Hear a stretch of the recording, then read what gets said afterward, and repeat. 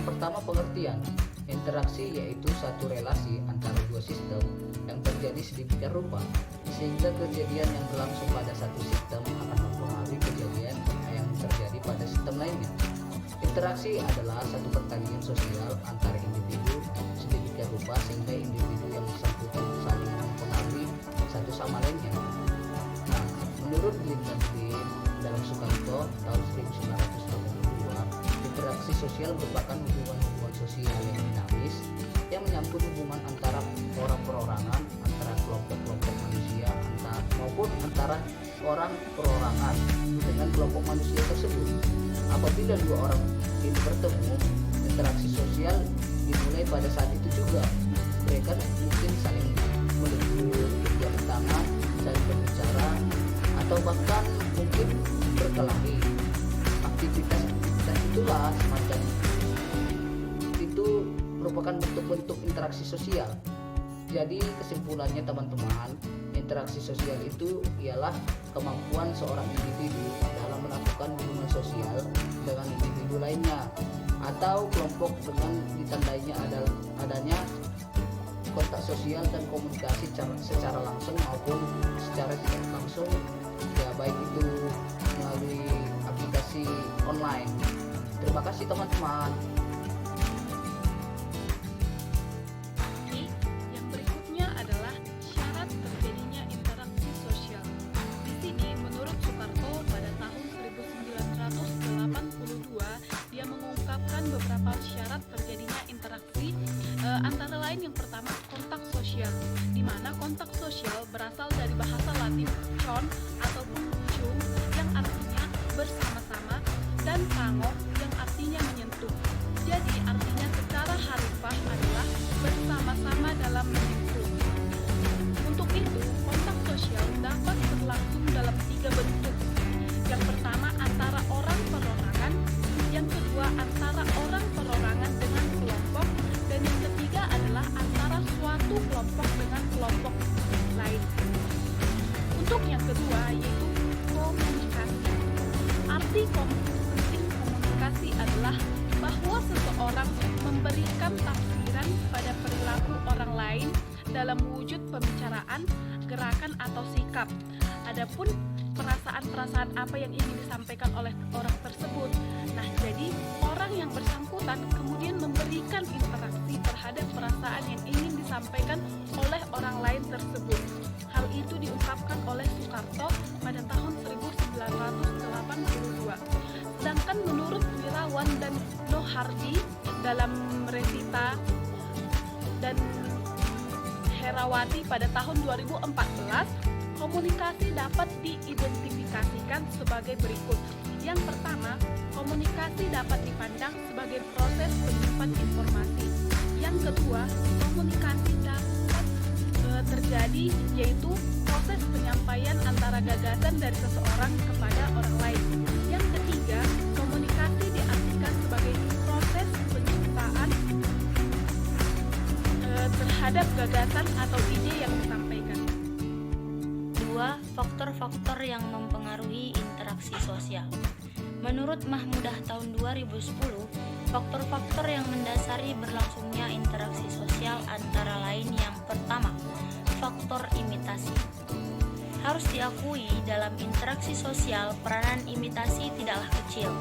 Terbukti misalnya kita sering melihat pada anak-anak yang sedang belajar bahasa, seakan-akan mereka mengimitasi dirinya sendiri, mengulang-ulangi bunyi kata-kata, melatih fungsi lidah dan mulut untuk berbicara, kemudian mengimitasi orang lain. Memang suatu hal yang sukar ketika kita belajar bahasa tanpa mengimitasi orang lain. Yang kedua adalah faktor sugesti. Yang dimaksud sugesti di sini ialah pengaruh psikis, baik yang datang dari dirinya sendiri maupun dari orang lain yang pada umumnya diterima tanpa adanya daya kritik. Gerungan mendefinisikan sugesti sebagai proses di mana seorang individu menerima suatu cara penglihatan atau pedoman-pedoman tingkah laku orang lain tanpa kritik terlebih dahulu. Yang ketiga ialah faktor identifikasi.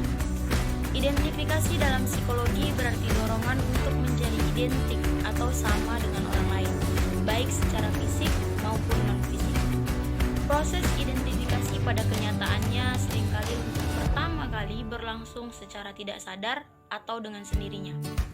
Kedua, identifikasi bersifat irasional, yaitu berdasarkan perasaan-perasaan atau kecenderungan dirinya yang tidak diperhitungkan secara rasional. Yang ketiga, identifikasi berguna untuk melengkapi sistem norma-norma, cita-cita, dan pedoman-pedoman tingkah laku orang yang mengidentifikasi itu. Hal ini merupakan efek lanjut dari aktivitas identifikasi yang dilakukan seseorang. Keempat ialah simpati. Simpati adalah perasaan tertariknya orang yang satu dengan orang yang lain. Simpati muncul dalam diri seorang individu tidak atas dasar rasional, berdasarkan penilaian perasaan, seperti juga pada proses identifikasi.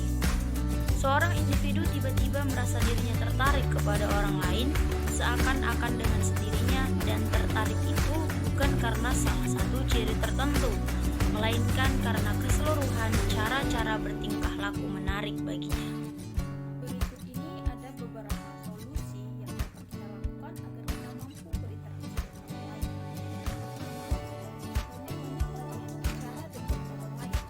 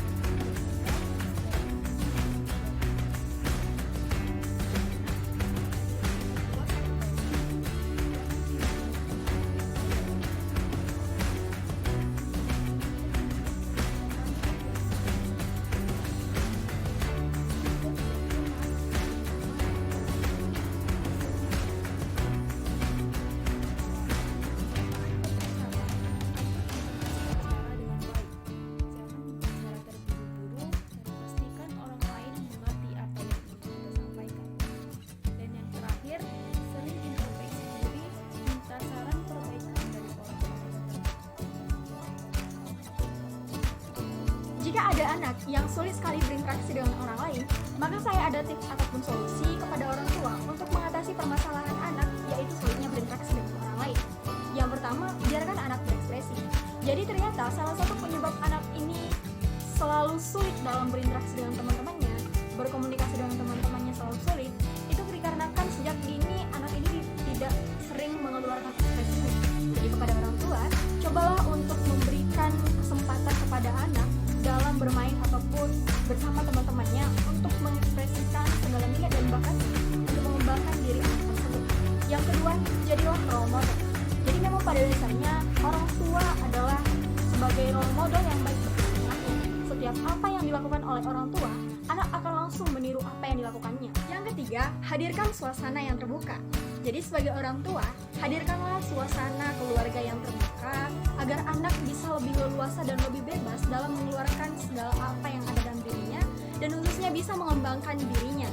Jadi yang keempat, bermain bersama.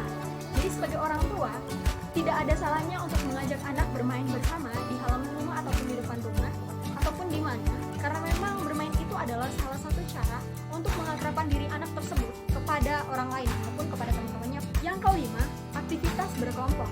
Jadi sebagai orang tua, terlebih dahulu harus bisa mengenali minat apa yang ada dalam diri anak, sehingga orang tua bisa mendukung dan memberikan masukan kepada anak untuk mengikuti komunitas-komunitas sesuai dengan minat bakat yang ada dalam diri anak. Misalnya, anak memiliki minat ataupun bakat bermain musik. Jadi tidak ada salahnya untuk orang tua memberikan masukan ataupun mendorong anak agar mengikuti komunitas bermain musik. Yang keenam adalah ajarkan anak etika dalam bergaul. Jadi orang tua pada dasarnya harus memberikan pengertian kepada anak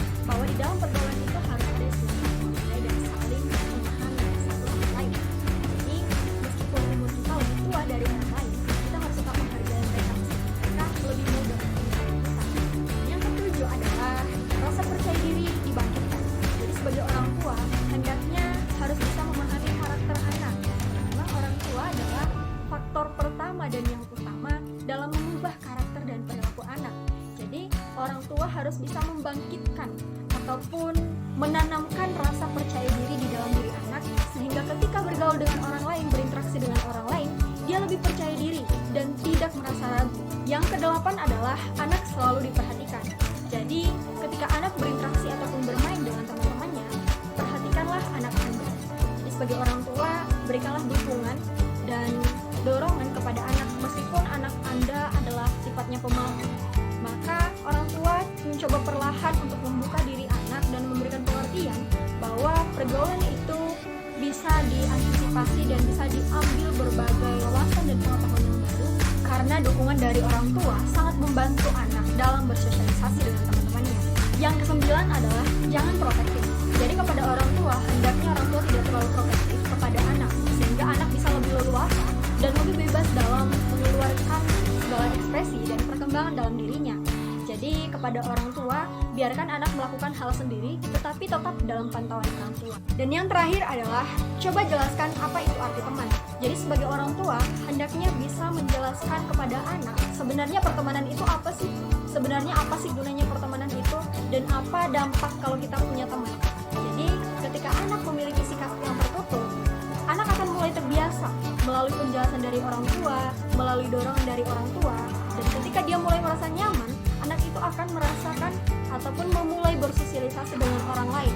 Ketika dia sudah mengetahui hal-hal yang positif dari sebuah pertemanan, maka dia akan mulai bersosialisasi dengan teman-temannya. Itulah ke-10 solusi dari saya untuk orang tua dalam mengatasi anak yang memiliki permasalahan sulitnya berinteraksi dengan orang lain. Terima kasih.